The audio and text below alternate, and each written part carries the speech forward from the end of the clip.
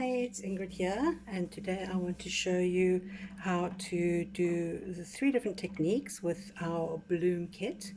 And I'm going to do it in 3 separate videos. Basically, I'm going to use with the same colors each time. I'm using magenta, the rose gold, turquoise, and with a white background, and I'm using white to mix with my cell activator. So in order to save time, I have already poured my colors into little tot glasses, and you'll find that the reason why I do this is just so that I can make sure that everything is the right consistency, which is perfect. And specifically for the gold, which the metallic colors do tend to thicken a little bit when it stands. As you can see, this is quite thick, so I'm just going to add a little bit of water to that. I haven't added any silicone or anything like that to these colors. Still a little bit thicker than the other colors, but it looks okay to me. You want to try and keep the consistency even throughout all the colors that you use. Okay, so let's get this out the way.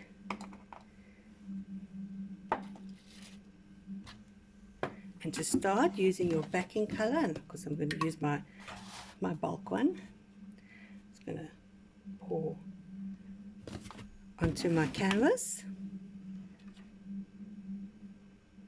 and then just spread it out. So the first technique we're going to do is the actual bloom technique, which you may have seen online as under Shelley art, or the Shelley technique. It's basically the same thing, just that there's an Australian lady, Shelley Carruthers, who has really perfected this technique, which is not an easy technique to do at all, and she's copywritten it under her name.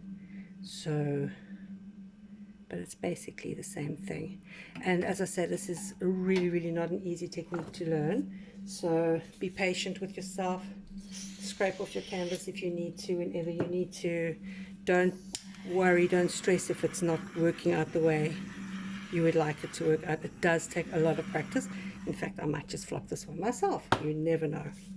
So what I have learned is definitely less is more. So I'm only going to put a little bit of paint, because the idea is to stretch it out nicely. I'm going to do the metallic color in between, and then just a little blob of turquoise. Now the white one that I've got in this cup, these tot glasses are fabulous to use if you like to recycle, because what they do is when you are done with it, you can just basically scrape it out and you keep using them. This is a cell activator. You want to give it a good shake to mix it, and I'm literally put in 3 drops in this cup. You don't want to use too much. Mix it up. Check your consistency.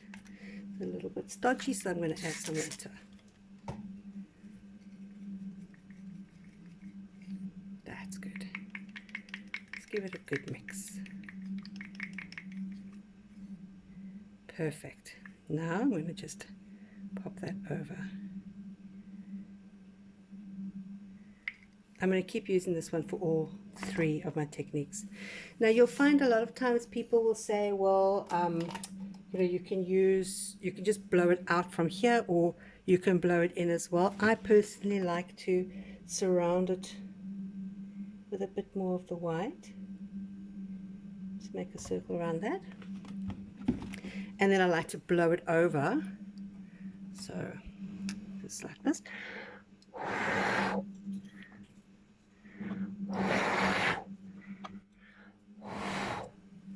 So you've got that. Basically the white is going to react with the cell activator, and I think also a lot of it has got to do with the warmth of your breath. Just going to pop some bubbles, just get it activated a little bit. You can see it starting to make some nice cells already. Ideally, you should wait a little bit now for it to settle, but for the sake of the video, I'm going to not. Okay, so for the bloom technique, the idea is to make it look like a flower. So I'm going to blow it out in 3 directions and see where we go from there. When you blow as well, you want to try and blow across, not down. So try and make yourself level with your canvas and blow out from the middle like that.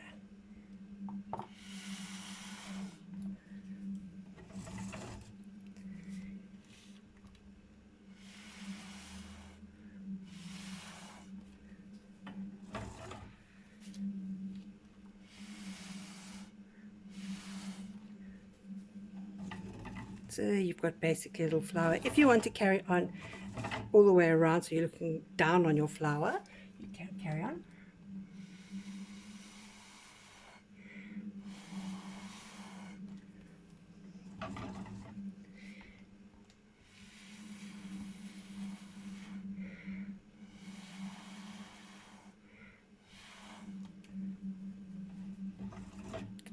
So there you can see you've got a nice flower taking shape here.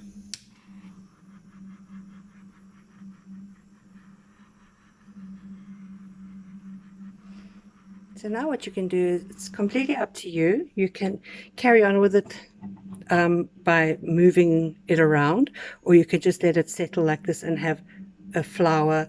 If you are not happy with how the edges are looking, you can try and blow out some more.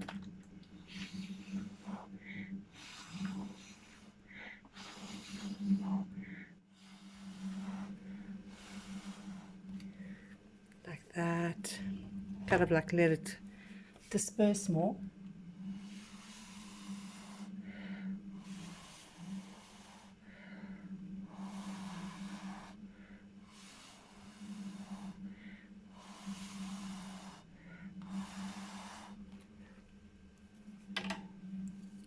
And then I use my torch just to pop bubbles, and also helps to activate some cell development as well. So yeah, it's up to you how you want to do it. You can leave it like that. I like to leave it like this. I just think it makes a very nice, pretty painting, especially with a negative space. Or you can then move it around and stretch out your cells. But I'm actually quite happy with how this one has come out. Some very nice lacing cells happening here. And you'll also notice that if you look online, a lot of times people will post a painting like that. But basically what they're doing is they're zooming in on just a few cells. So if your cells don't grow to be huge like that, then, you know, you must understand that it's not very realistic for them to do things like that, because it makes people feel a bit bad about their paintings. But anyway, there you go, that's your lesson for today. So the next one will be a different technique, same colors, same paints, everything the same. See you now.